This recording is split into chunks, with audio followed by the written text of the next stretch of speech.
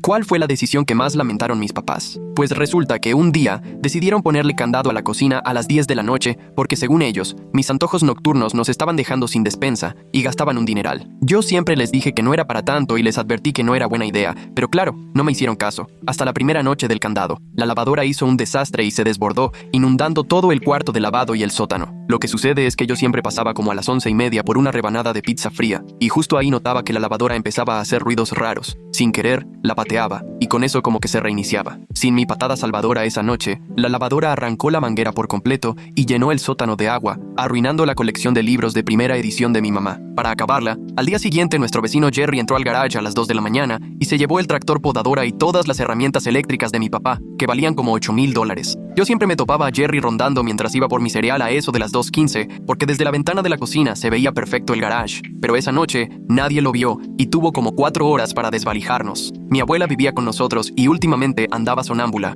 Yo la encontraba cuando iba rumbo a la cocina, pero esa noche, sin mí y mi queso de tira, salió en bata directo por la puerta principal. Cruzó 6 cuadras y la patrulla la encontró queriendo entrar a una primaria porque, según ella, era su casa de la infancia. La regresaron a las 4 de la mañana y después hasta vino el DIF a preguntar si sí la cuidábamos. Les sugerí a mis papás que tal vez el candado no nos estaba funcionando, pero me salieron que era para enseñarme disciplina y límites. Mi mamá nada más dijo que mi abuela estaba bien, que nomás ocupaba mejores medicinas, que el seguro pagaba la inundación y que Jerry tarde o temprano de todos modos nos iba a robar, mientras mi papá invertía en sensores de movimiento, por si se me ocurría forzar el candado. Nuestro gato Mostaza estaba acostumbrado a que yo le abriera la puerta de la cocina, como a la medianoche para salir, porque si no, se hacía del baño por todo el coraje. Esa vez, con la cocina cerrada, destruyó la alfombra persa de $30,000 de mi mamá, que era herencia familiar de 5 generaciones, y de paso, acabó con el sillón de piel reclinable de mi papá. Total, el olor a pipí de gato se hizo tan intolerable que acabamos cambiando todos los muebles de la sala y hasta tuvimos que levantar el piso de madera porque ya hasta abajo había llegado el desastre. Pero lo peor fue cuando ya no estuve para darme cuenta de la fuga de gas en la estufa justo a la medianoche, como hacía siempre cada cierto tiempo cuando se apagaba el piloto. Toda la casa se llenó de gas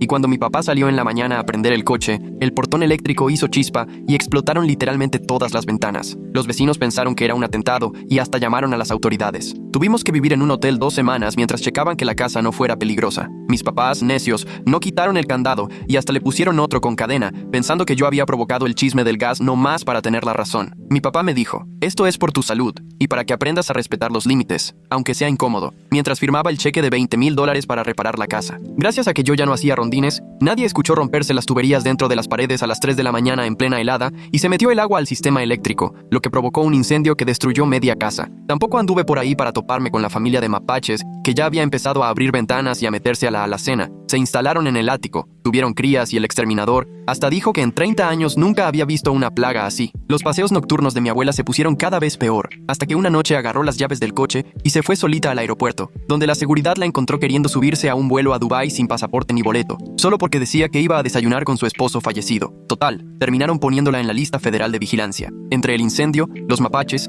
el moho tóxico de la inundación y la orina de gato que ya estaba hasta en las paredes, la casa era inhabitable. Ya de plano, mis papás nos juntaron a todos para una reunión familiar y admitieron que habían perdido y que el candado se quitaba esa misma noche. Mi papá, casi suplicando, me dijo, necesitamos que regreses a tu rutina normal ya. Y mi mamá nomás se tapaba la cara, llorando. Y luego mi papá soltó, esta casa se va a caer a pedazos, nos vamos a quedar en la ruina y tu abuela va a terminar en la cárcel. Entonces fui por la llave para quitar el candado de la cocina, pero justo vi algo por la ventana que me dejó helado. Jerry estaba en la cochera con 5 cuates más, echando todas nuestras cosas a un camión de mudanza mientras la casa ardía detrás de ellos. Les dije, mamá, papá, tienen que marcar al 911 ya. Mi papá agarró el celular y habló mientras mi mamá corría por mi abuela y yo no le quitaba el ojo a Jerry. La operadora contestó en chinga y mi papá nomás gritaba que se nos quemaba la casa y que aparte nos estaban robando. La señora le dijo que saliéramos de inmediato y que viniéramos a la esquina porque ya iban otras unidades por otros incendios. Mi mamá regresó, casi arrastrando a mi abuela y salimos corriendo por la puerta principal. El calor nos pegó en la cara en cuanto salimos, como si abrieran el horno. Los rateros también escucharon las sirenas y empezaron a echar lo que podían al camión en friega. Luther Perry, uno de ellos, intentó llevarse la pantalla plana, pero la tiró en la entrada y la hizo polvo. Como que entraron en pánico y metían cosas al camión sin fijarse qué agarraban. Calla Perry andaba arrastrando el tocador antiguo de mi mamá por el pasto y justo se oyó la sirena a todo lo que da, bien cerca. Todos se treparon al camión echando madres. Dejaron la mitad de nuestras cosas regadas por el jardín, incluyendo la caja de herramientas de mi papá, que terminó desparramada en la banqueta. El camión salió volando, Dejó llantas marcadas en la entrada y casi se lleva el buzón. En eso llegaron 3 camiones de bomberos con las sirenas retumbando y justo cuando empezó a reventarse el techo y a volar chispa por todos lados. Los bomberos saltaron, sacaron las mangueras y le entraron con todo al agua, pero el jefe de bomberos se nos acercó nomás moviendo la cabeza, medio resignado. Comentó que ya seguro la casa estaba perdida por completo, considerando cuánto tiempo llevaba prendida y lo dañado que se veía todo. Detrás de los camiones llegaron 2 patrullas y un policía vino a preguntarnos si éramos los dueños. Le conté lo que había pasado con Jerry y los otros tipos que vimos llevándose nuestras cosas en el camión, y que reconocí a los hermanos Perry, porque Luther cortaba el pasto en el barrio y Colson trabajaba en la gasolinera de la esquina. El policía agarró su radio de volada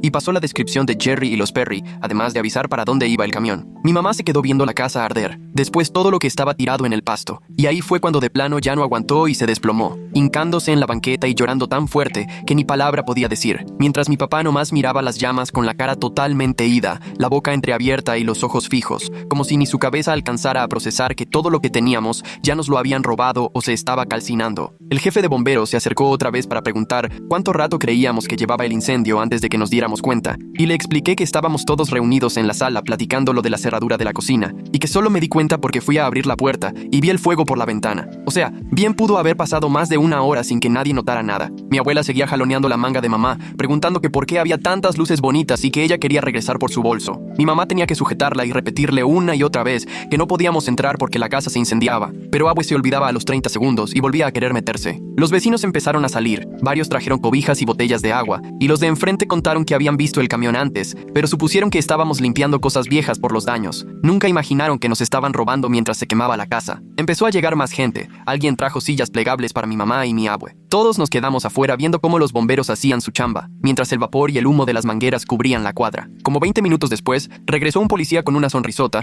y contó que hallaron a la banda de Jerry a solo 3 kilómetros, porque el camión atascado de nuestras cosas se les descompuso justo saliendo a la autopista. Colson iba manejando y el peso estaba tan cañón que tronó la transmisión. Todavía traían la mayoría de lo robado atrás, incluyendo las herramientas eléctricas de mi papá y la caja de joyas de mi mamá con el anillo de bodas de la abuela. Nos dijo que ahí agarraron a los 6 y que traerían el camión para que identificáramos lo nuestro. De ahí nos pasamos la noche en la comandancia, revisando todo y contando cómo estuvo la cosa. El detective a cargo era un don de cabello canoso que no dejaba de mover la cabeza mientras anotaba. Nos dijo que como se juntó el incendio y el robo, ya era investigación grande, de delito mayor, y que iban a acusar a Jerry y compañía de incendio y crimen organizado. Aunque Jerry no había prendido el fuego, explicó que hacer un delito durante otro delito mayor te vuelve responsable de todo lo que pase. Nos mostraron fotos de los arrestados para confirmar quiénes eran, y fuimos escribiendo quién se llevó qué. Terminamos las declaraciones hasta las 3 de la mañana, y el detective llamó a la Cruz Roja para buscar dónde quedarnos, ya que la casa seguía llena de humo y toda acordonada. Una voluntaria llegó con vales de motel a 10 minutos y nos llevó en una camioneta que apestaba a café viejo y productos de limpieza. El cuarto tenía 2 camas y un aire que apenas zumbaba, así que Abue se quedó en una cama, mis papás apretados en la otra,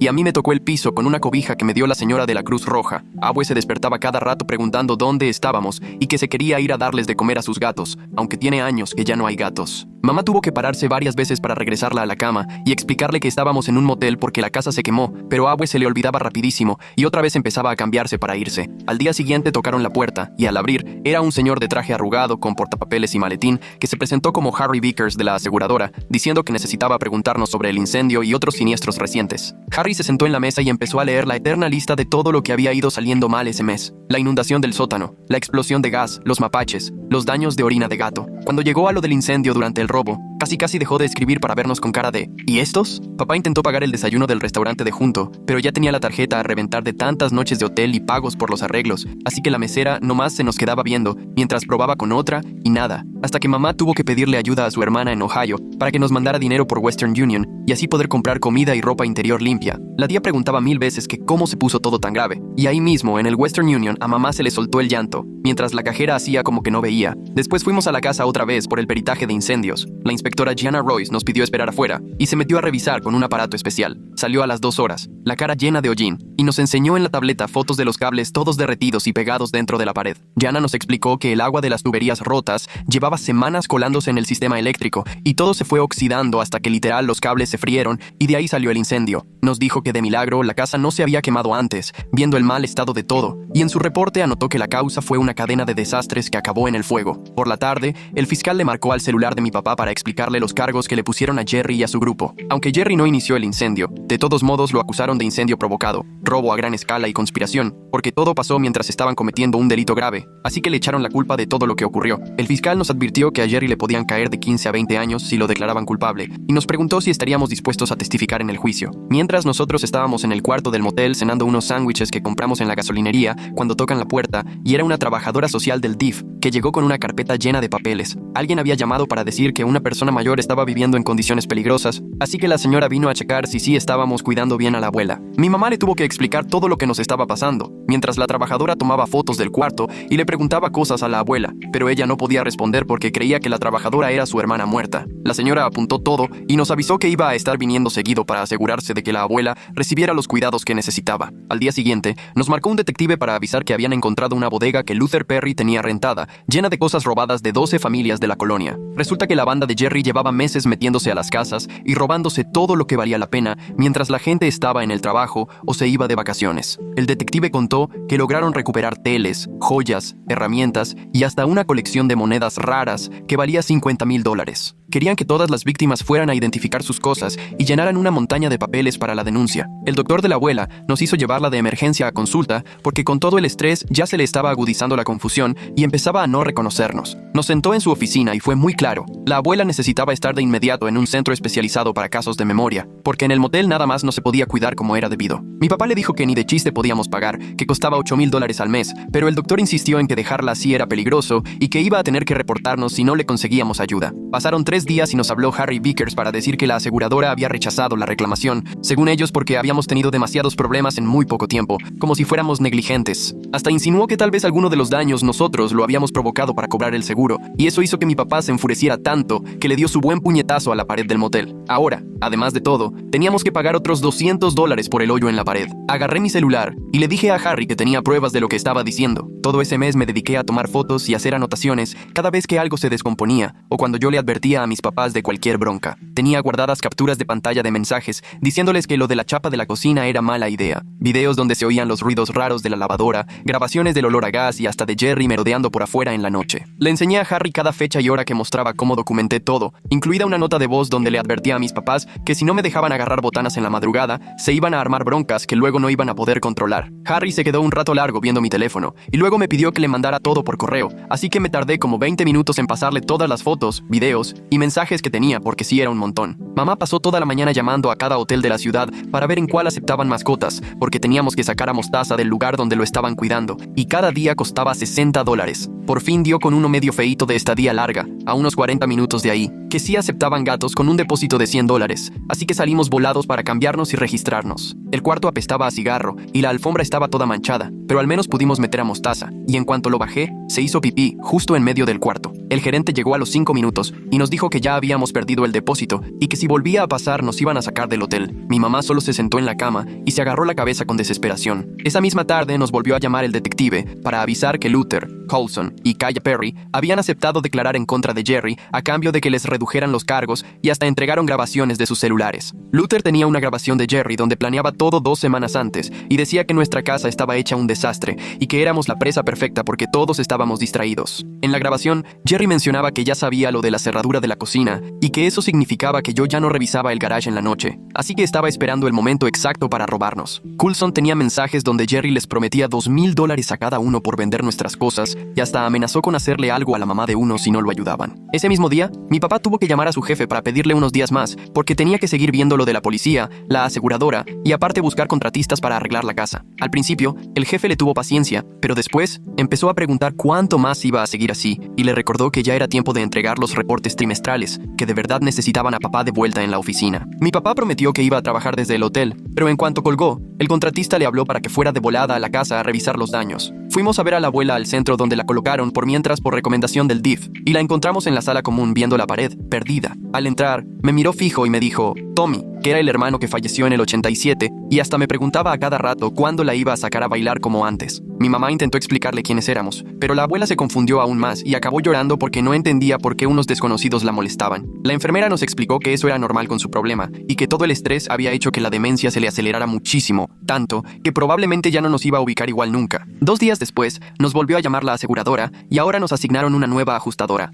Sara, que quiso revisar todo desde cero y con calma. Fue al hotel y se aventó casi 3 horas checando cada papel y cada foto. Y fue así como encontró algo que el primer ajustador ni de chiste notó. El contratista que arregló la primera inundación nunca selló bien las paredes. Así que durante semanas la humedad se estuvo metiendo al sistema eléctrico y por eso acabó incendiándose. Sara dijo que eso era responsabilidad del contratista y de hecho fortalecía nuestra demanda, porque dejaba clarísimo que nosotros no habíamos provocado esos daños y la aseguradora iba a tener que pagar mucho más de lo que imaginaban. Al día siguiente llamó el abogado de Jerry, que quería llegar a un arreglo. Él aceptaba declararse culpable de cargos menores y pagarnos $50,000 en un plazo de 10 años como compensación. Mi papá quería aceptar porque realmente necesitábamos el dinero, pero mi mamá empezó a gritar que Jerry merecía estar en la cárcel por todo lo que nos hizo pasar. Se enfrascaron en una discusión de más de 1 hora, mi papá diciendo que no podíamos darnos el lujo de ser orgullosos, y mi mamá insistiendo en que hay cosas que valen más que el dinero y que quería ver a Jerry pagando por habernos arruinado la vida. Yo me puse a hacer una página de GoFundMe, contando todo desde que pusieron la cerradura en la cocina y cómo acabó en que nos quemaran la casa durante el robo. En menos de 3 horas ya la habían compartido como 200 veces y empezaron a llegar donaciones, de $5 y $20 y hasta alguien anónimo puso 1,000. Para el tercer día ya llevábamos 15,000 juntados y la gente llegaba al hotel con bolsas de ropa, muebles y ofreciéndose para ayudar en lo que fuera. El contratista por fin nos entregó el presupuesto después de revisar hasta el último rincón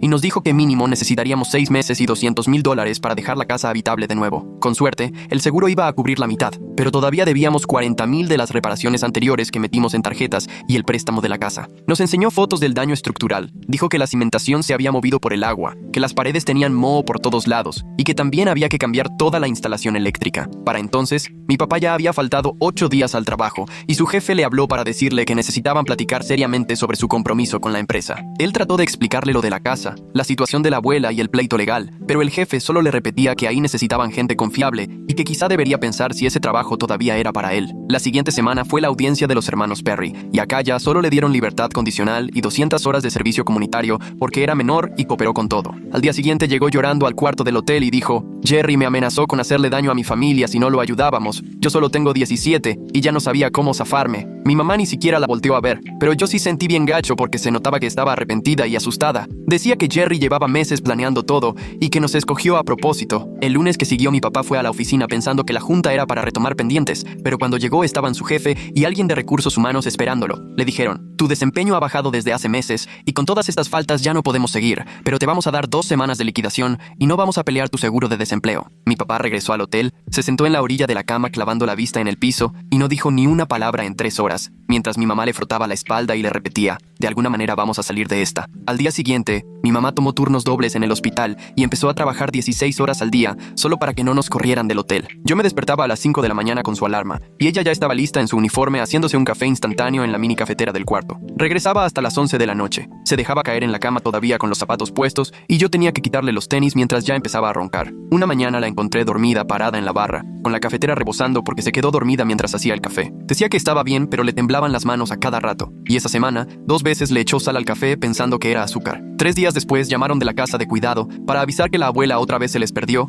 y la encontraron en la central de autobuses queriendo comprar boleto a California con billetes de Monopoly. La directora fue muy clara: ya no podemos garantizar que esté segura en el área regular. Ahora tiene que estar en la zona protegida, que cuesta $800 más al mes y Medicare no cubre nada de eso. Cuando mi papá escuchó el precio, aventó su celular contra la pared y lo hizo pedazos. Así que ahora los 3 compartimos el teléfono de mi mamá. Fuimos a conocer la zona protegida y había teclados en todas las puertas, alarmas en las ventanas, parecía cárcel más que asilo. Encontramos a la abuela en la sala común con el suéter de otra persona y ni nos reconoció al entrar. La siguiente semana llegó un desarrollador a la casa quemada, mientras nosotros intentábamos rescatar álbumes de fotos de los cuartos menos dañados. Se puso a tomar fotos, medir todo y luego ofreció 70,000 en efectivo por el terreno, menos de la mitad de lo que debíamos. Mi papá le dijo: no podemos aceptar tan poco, pero el tipo solo se encogió de hombros y respondió: a estas alturas, el terreno vale más que la casa, y con estos daños, deberían sentirse afortunados si logran algo. Nos dejó su tarjeta diciendo: si de plano ya no ven salida, me llaman. Y eso solo hizo que a mi papá se le pusiera la cara roja de coraje y apretara los puños, pero se quedó callado. Esa tarde nos habló la fiscal y dijo: ya fijaron la fecha del juicio de Jerry para dentro de 6 meses, pero podría atrasarse si su abogado mete algún recurso. Si lo declaran culpable de todos los cargos, le podrían dar entre 15 y 20 años. Pero los jurados a veces sorprenden, así que prepárense para cualquier cosa,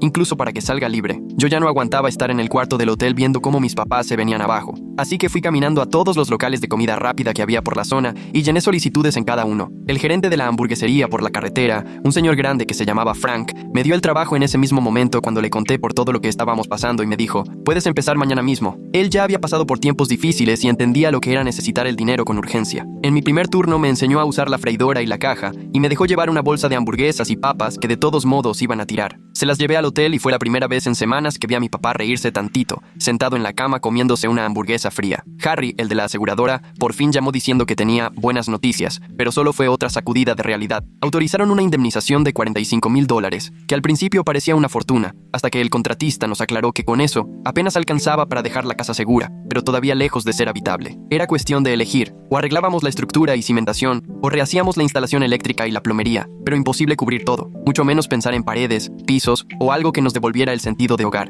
Mi papá se desveló días con la calculadora, buscando cómo estirar el dinero, pero por más vueltas que le daba, las cuentas no cuadraban. El juicio de Luther y Colson fue un martes en la mañana, y ahí estuvimos todos en el juzgado. El juez les dio 18 meses en la cárcel del condado, señalando que se habían salvado de ir a una prisión estatal, aunque reconoció que lo suyo fue por dejarse llevar por Jerry y tomar pésimas decisiones. La mamá de Luther lloraba desconsolada, mientras Coulson no levantaba la mirada del suelo cuando el alguacil les puso las esposas. La fiscal se acercó y nos dijo, 18 meses seguro se reducen a 12 por buena conducta, pero lo que de verdad importa es el juicio de Jerry. Esa noche la hermana de mi mamá, Beth, llamó de Oregón y le ofreció, aquí hay un cuarto extra, pueden venir cuando quieran y quedarse el tiempo que necesiten. Mi esposo tiene una constructora, seguro encuentra trabajo para el tuyo, y cerca hay un buen lugar para la abuela. Mi mamá pasó 20 minutos llorando en el teléfono diciendo, no quiero ser una carga, pero Beth le insistió, para eso estamos. Somos familia y tú harías lo mismo por mí. Papá, mientras tanto, llevaba días sentado en el escritorio del hotel haciendo listas de pros y contras sobre mudarnos, y lo único que pesaba era el miedo de dejar atrás todo lo conocido. 3 días después, a las 2 de la mañana, la clínica de cuidados para la memoria avisó que la abuela se había caído en el baño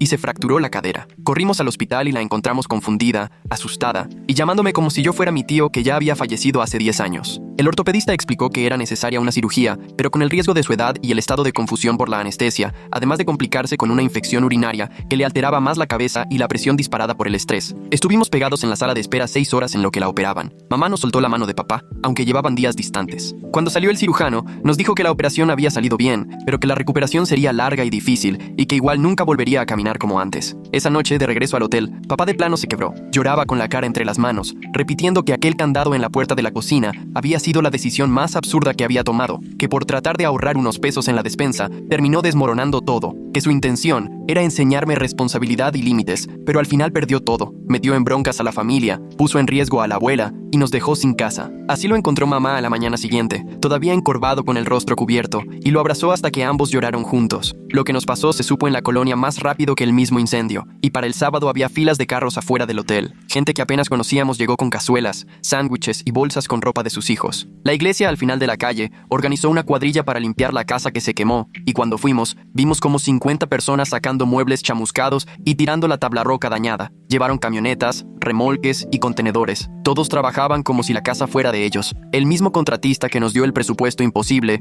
llegó con todo su equipo y nos dijo que donarían su sábado para ayudar a limpiar. Separaron lo que se podía salvar, metieron en contenedores los libros que le quedaron a mamá y colocaron en una pila ordenada las herramientas de papá que la gente de Jerry había tirado. Entre la gente, alguien llevó agua, alguien más pizza, y no faltó quien pusiera una caja para donativos que, para mediodía, ya estaba llena de billetes. Ese mismo sábado en la tarde, el fiscal llamó para decirnos que Jerry aceptó un trato, 12 años de prisión y una restitución de $50,000, aunque admitieron que no tenía ni un peso ni propiedades, así que seguramente nunca veríamos nada. Mamá solo dijo que al menos así Jerry no dañaría a nadie más en un buen tiempo, y papá se limitó a asentir mientras observaba a la cuadrilla trabajando. 3 días después, a papá le marcó un señor que se enteró de nuestra historia por el chisme del barrio. Tenía una pequeña empresa de envíos y ofreció trabajo manejando el inventario. No pagaba tanto como el otro trabajo de papá, pero le aseguró que entendía las broncas familiares y que nunca despediría a alguien por cuidar a los suyos. Papá empezó ese lunes y esa misma noche regresó menos apachurrado de lo que lo habíamos visto en semanas. Platicamos de nuevo con el contratista y ahora sí traía otro plan.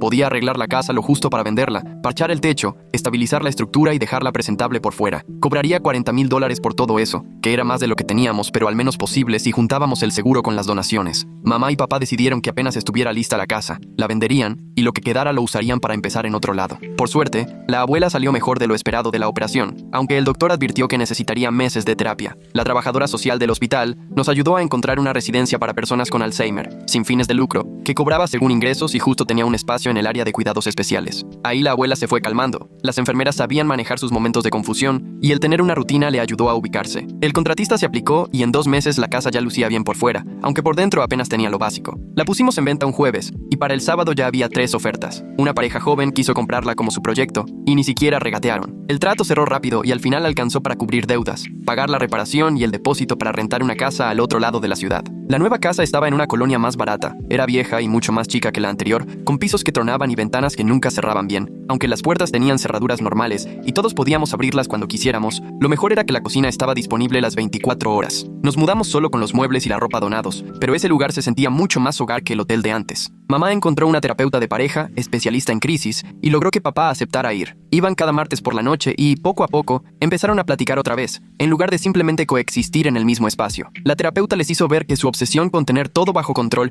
era la raíz de casi todos nuestros problemas, que el candado en la cocina solo reflejaba conflictos mucho más grandes que llevaban ignorando años. En la escuela, la verdad me costó trabajo con todo lo que estaba pasando, pero mis maestros fueron buena onda y entendieron mis tareas atrasadas y las clases a las que falté. Cuando tocó hacer el ensayo para la universidad, conté todo lo del candado y lo que siguió después. La consejera de admisiones de la Universidad Estatal me marcó para decirme que era uno de los ensayos más impactantes que había leído y me ofrecieron una beca parcial que cubría casi toda la colegiatura. Me gradué en junio con buenas calificaciones, a pesar de todo, y mamá lloró en toda la ceremonia mientras papá se la pasaba tomando fotos con el celular. Los domingos íbamos a ver a la abuela a la residencia y empezó a tener más días buenos que malos. A veces nos ubicaba en cuanto llegábamos y preguntaba por la casa. Otras veces pensaba que yo era su hermano o que papá era su papá. Pero un domingo estuvo lúcida todo el tiempo y cuando le conté todo el chisme del candado y lo que pasó después, se rió tanto que hasta le salieron lágrimas. Volteó a ver a papá y le dijo que siempre había sido muy terco, incluso desde niño, pensando que él siempre sabía más que nadie. Papá, de verdad, sonrió y dijo que ya había aprendido que no todo se puede ni se debe controlar. La casa de renta se volvió nuestra nueva normalidad, donde todos entrábamos y salíamos como queríamos, y nadie estaba preocupado por si las puertas estaban cerradas, ni por los horarios ni las reglas raras para la cocina. Papá pasó ese fin de semana instalando cosas inteligentes en toda la casa, pero esta vez sí nos enseñó a manejarlas desde el celular y explicó que los sensores de movimiento eran para nuestra seguridad de verdad, no para cacharme de madrugada. Me explicó la aplicación 3 veces para que supiera bien cómo apagar la alarma si tenía que pararme en la noche, y hasta a la abuela le consiguió una tableta sencilla con botones grandes para prender y apagar las luces o pedir ayuda. La cámara del timbre grabó al cartero dejando un sobre gordo de la prisión estatal 2 semanas después, y cuando lo abrí, era una carta escrita a mano por Jerry donde pedía perdón, y contaba que ya estaba asistiendo a reuniones para dejar sus adicciones, que quería salir adelante. Mamá me la quitó en cuanto la vio y la tiró directo a la basura, murmurando que decir perdón no arregla nada, pero cuando se fue, la saqué del bote y la guardé en mi cajón, nomás para acordarme hasta dónde pueden llegar ciertas cosas. Un mes después, la aseguradora mandó otra carta, pero ahora sí venía con un cheque de $10,000, porque el auditor halló errores en la revisión del incendio y salió que nos debían más. Papá se soltó riendo cuando lo vio y dijo que igual ya era hora de que cambiara nuestra suerte. Fue corriendo a depositarlo antes de que se arrepintieran. Empezamos a cenar todos juntos diario a las 6:30, los 4 apretados en la mesa chiquita de la cocina, y ya nunca volvimos a mencionar reglas, ni toques de queda, ni cocinas cerradas. Papá hasta bromeaba diciendo que mis antojos nocturnos salían más baratos que el deducible del seguro, y todos reíamos, aunque ni era tan chistoso, pero preferíamos eso a ponernos tristes por todo lo que habíamos perdido. A los 3 meses en su trabajo nuevo, el jefe citó a papá a la oficina y creímos que lo iban a correr otra vez, pero le dieron un ascenso a gerente regional porque supo manejar las crisis. Papá llegó con un pastel del súper y dijo que el desastre de la casa lo había entrenado para todo lo que le echaran en la oficina, y que al menos las hojas de cálculo no se incendian ni inundan el sótano. Mamá había logrado salvar una caja con sus libros de primera edición cuando se inundó el sótano y por fin los llevó con un coleccionista que llegó a la casa con guantes blancos y lupa. Ofreció $30,000 por todos porque había una edición ultra rara con un error de imprenta que valía mucho más que la original, y mamá firmó sin pensarlo antes de que el señor se arrepintiera. Ese dinero fue directo a una cuenta de ahorro que nadie podía tocar, salvo en emergencias de verdad, no emergencias inventadas como quedarnos sin cereal de marca o necesitar tenis nuevos. Yo seguía con mis antojos de madrugada, porque ya tenía el reloj biológico hecho, pero ahora mandaba mensaje al grupo familiar si notaba algo raro, como ruidos o manchas de agua. La semana pasada el baño empezó a hacer un ruido raro a las 2 de la mañana, y le avisé a todos. Papá se paró a revisar y vio que la tubería ya casi se tapaba, pero la destapó a tiempo antes de que fuera un relajo. Me dio las gracias por avisar y dijo que mi horario raro medio nos había salvado de otro coraje con el seguro, probablemente la primera vez que agradece que me dé hambre de noche. Como familia íbamos mejor, nada era perfecto y seguían los problemas como en cualquier lado, pero la casa en la que vivimos 15 años ya era historia. Ahora la tenía una pareja joven que subía fotos de sus arreglos a las redes sociales. La abuela ocupaba cuidados especiales que costaban más de lo que papá ganaba, pero estaba bien y tenía días donde sí sabía quiénes éramos. Seguíamos debiendo como 40,000, pero los pagos ya no eran imposibles. Y por fin nadie nos andaba amenazando con abogados. La casa de renta tenía ventanas por donde se metía el aire, una calefacción que sonaba a motor viejo y pisos desnivelados, pero tenía algo que nunca hubo en la casa anterior, una cocina siempre abierta, toda la noche. A veces me encontraba a papá a las 3 de la mañana haciéndose un sándwich, y solo me hacía cara de normal, como si fuera la cosa más común del mundo que los dos estuviéramos ahí en pijama, comiendo jamón a deshoras. Mamá empezó a descansar mucho mejor cuando decidió dejar de estar al pendiente de todo, y hasta se animó a comprar un frasco grandote al que le puso la etiqueta de fondo para los antojos nocturnos, donde íbamos guardando las monedas que nos sobraban. Toda esa experiencia nos hizo ver que intentar tener todo bajo control, al final, solo te hace perderlo, y que muchas veces los problemas que creemos tener terminan siendo la respuesta a otros líos que ni te imaginabas que existían. ¿Quién iba a pensar, verdad? Ahora sí, todo mundo se muestra bien atento, pero cuando de verdad el mundo se nos venía encima, ni sus luces. Así es la vida, qué curioso. Si le das like al video, ayudas mucho más de lo que te imaginas.